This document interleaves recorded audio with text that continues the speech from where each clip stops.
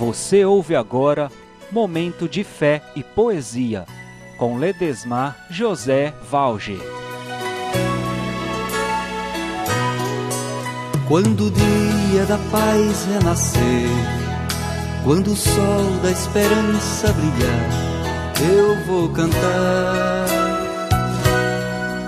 Quando o povo nas ruas sorrir. Olá, irmãos e irmãs, sejam bem-vindos ao nosso momento de fé e poesia. Alegremo-nos no Cristo ressuscitado. Aleluia.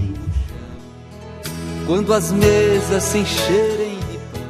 Hoje quero refletir com vocês sobre a Semana dos Povos Indígenas que residem na Diocese de Colatina, no município de Aracruz, que são os Tupiniquins e Guaranis. A causa indígena é de todos nós. É inerente à afirmação que defender a causa dos povos indígenas é defender a possibilidade de um mundo mais saudável, mais justo e mais humano para todos nós. Obedientes ao Evangelho, queremos provocar uma reflexão a respeito destes povos que habitam no solo do Estado do Espírito Santo, particularmente na Diocese de Colatina. Impulsionados pelo Espírito Santo de Deus, na sabedoria do Espírito que atinge os corações, queremos nessa semana olhar com carinho a história desses nossos irmãos. O litoral capixaba e o brasileiro já foi quase todo povoado pela etnia tupiniquim. Aos poucos, após os europeus desembarcarem na costa Pindorama, região das Palmeiras, os indígenas foram sendo desalojados para o interior do continente. Em 1943, Getúlio Vargas, por conselho de Marechal Rondon, instituiu 19 de abril como Dia do Índio. Mas o indígena não a considera uma data de comemorações, pois o dia foi decidido pelo primeiro Congresso Indigenista Interamericano no México em 1940 com outro sentido. O índio não tem nada que festejar a data de 19 de abril. O índio tem que comemorar todos os dias a resistência, o fato de ter resistido a toda perseguição, o fato de ter resistido toda a opressão, o fato de ter resistido às doenças que o colonizador trouxe para dizimar as populações indígenas. E estamos resistindo até hoje.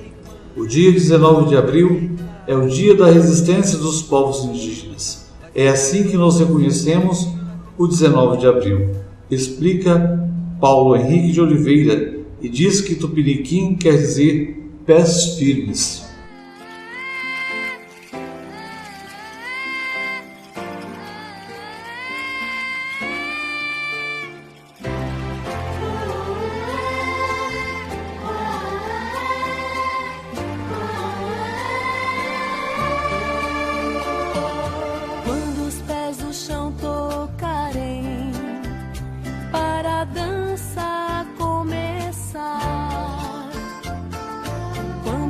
Se entrelaçarem, vida nova de brotar. Como, ó Pai, o amor perfeito, pelo rio a mata flor, que o índio traz no peito, é louvor ao Criador.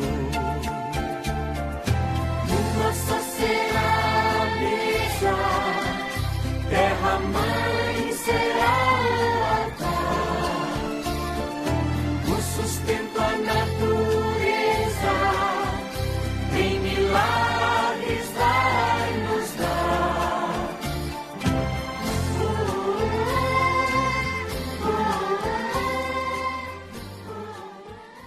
Atualmente, os únicos povos com território demarcado no Espírito Santo pelo governo federal são os Tupiniquins e os Guaranis, em 3 áreas: Careiras Velhas 2, Tupiniquim e Comboio, no município de Aracruz, ocupando pouco mais de 18 mil hectares. São cerca de 4 mil etnias Tupiniquim, distribuídos em 6 aldeias: Areal, Caíra Velha, Irajá, Pau-Brasil, Comboios e Córrego do Ouro. Os tupiniquins foram aqueles que recepcionaram os portugueses à época do descobrimento. Ocuparam o litoral brasileiro por milhares de anos. A etnia Guarani tem população aproximada de 600 indígenas, que formam 5 aldeias: Boa Esperança, Três Palmeiras, Piraquiaçu, Olho d'Água e Nova Esperança e Porã. Vindos do Rio Grande do Sul, os Guaranis migraram para o estado a partir de 1957. De acordo com o professor de Departamento de História da Universidade Federal do Espírito Santo, UFES, Júlio Bentivoglio.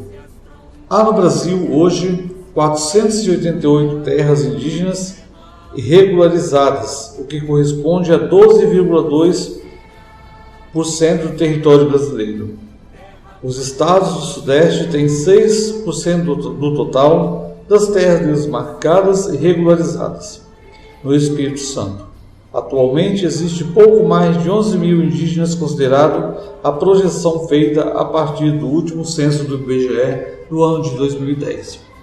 A desocupação forçada que vitimou os indígenas passou por várias etapas, incluindo a prática do escambo, troca natural de mercadorias, e a escravidão. Mas há 2 marcos históricos importantes na desocupação. O primeiro é a Guerra Justa, empreendida pelo príncipe regente D. João VI, com a Carta Régia de 13 de maio de 1808, que legalizou o extermínio, afetando diretamente os botocudos na bacia do Rio Doce. O segundo momento é em 1850, quando o governo do Império do Brasil instituiu a Lei das Terras, considerando terras devolutas. Entenda-se, terras indígenas, aquelas não utilizadas para agropecuária. Os indígenas não eram agricultores, tampouco pecuaristas. Em resumo, os juruás brancos conquistaram do ponto de vista militar, político e econômico as terras dos povos indígenas. Uma só será a beleza, terra-mãe será o altar, o sustento à natureza, em milagres vai nos dar. Os indígenas foram obrigados a desocupar seus territórios à força. Nos tempos atuais, o caminho é inverso. Os indígenas querem retomar parte de suas terras. Mas nem sempre foi assim, em todos os recantos do país. Há o caso da Vila Nova Almeida e Benevente, Anchieta, até metade do século XVIII. Depois da expulsão dos jesuítas do Brasil, em 1759, pelo Marquês de Pombal, a política de metrópole portuguesa foi a de controlar os indígenas pela distribuição dos pobres e pela miscigenação. Assim, a vila de Nova Almeida chegou a ter uma câmara de índios puros. Todos os vereadores e juízes eram indígenas e o capitão-mor era um índio velho. A última indígena que ainda vive e fala a língua tupi aqui no estado faleceu em 1960 e não repassou para ninguém o conhecimento que ela tinha.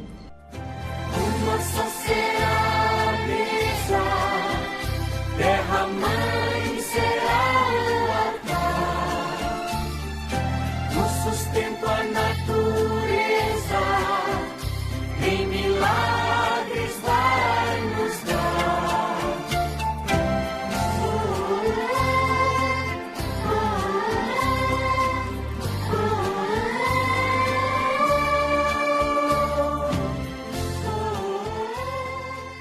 O povo sem língua materna acaba perdendo parte de sua identidade. A língua tupi foi alvo de muitos registros, principalmente pelos jesuítas. Os tupiniquins tiveram a iniciativa de buscar esses relatos, esses escritos. Um professor da USP, Eduardo Navarro, da Faculdade de Filosofia, Letras e Ciências Humanas da Universidade de São Paulo, veio aqui e repassou esse conhecimento. fez esse resgate da língua com os indígenas. Hoje temos 2 professores indígenas em idioma tupi, conta. O cacique da aldeia de etnia Guarani Nova Esperança, Porã, Marcelo Guarani Vera de Ecupi, ou Guardião dos Relâmpagos, explica uma característica dos povos guaranis, Caiová, Mbaí e outros, que é a ideia da busca permanente de uma terra onde não há mares, mas não exatamente o paraíso cristão, pois a crença é muito mais antiga. Somos gente nova vivendo a união, somos povo semente de nova nação. Somos gente nova vivendo o amor, somos comunidades, povo do Senhor. Vamos chamar os índios que ainda resistem, as tribos que ainda insistem no direito de viver. E juntos vamos reunidos na memória, celebrar uma vitória que vai ter que acontecer. Somos gente nova vivendo a união, somos povo semente. Muito antes de minha bisavó fazer a caminhada dela com meu bisavô e seus clãs, eles tiveram uma revelação de que existia um lugar e que pudessem vir com segurança, que encontrariam esse lugar e que poderiam ter esse lugar sem precisar de guerra contra o cacique Guarani. Até hoje o povo Guarani tem esperança de ir para a terra sem mares, mas só para ir para essa terra sem mares a pessoa tem que se preparar bem nesse plano, não comer qualquer tipo de coisa que vai prejudicar o corpo, não falar coisas que façam mal ao próprio espírito, ser bom, ser harmonioso consigo mesmo, com as pessoas, com a natureza e com a vida. O cacique explica a respeito à natureza. Quando eles vão entrar na mata, por exemplo, há toda uma reverência. A gente pede permissão para que os guardiões da floresta nos protejam dos maus, dos perigos da floresta.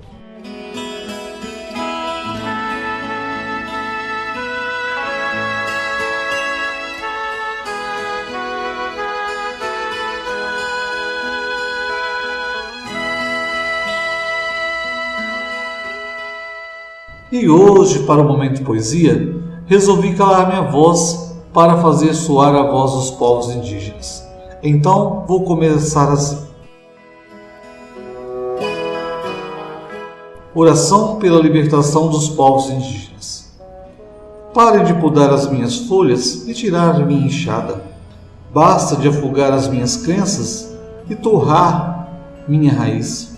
Cesse de arrancar meus pulmões e sufocar minha razão. Chegue de matar minhas cantigas e calar a minha voz. Não se seque a raiz de quem tem semente, espalha-as pela terra para brotar. Não se apaga nos avós rica memória, veia ancestral ritual para se lembrar. Não se separam largas asas, que do céu é liberdade e a fé é encontrá-la. Rogai por nós, meu pai xamã, para que o espírito ruim da mata não provoque a fraqueza, a miséria e a morte. Rogai por nós, terras, nossas mães, para que essas roupas rotas e esses homens maus se acabem no toque dos maracás. Afaste-se de nós das desgraças da cachaça e da discórdia. Ajudai a unidade entre as nações. Alumia os homens, mulheres e crianças. Apagai entre os fortes a inveja e a ingratidão. Dai luz, fé, a vida nas palelanças.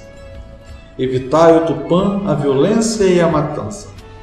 No lugar sagrado junto ao Igarapé, das noites de lua cheia, o marchal chamai, os espíritos das roças para dançarmos o toré.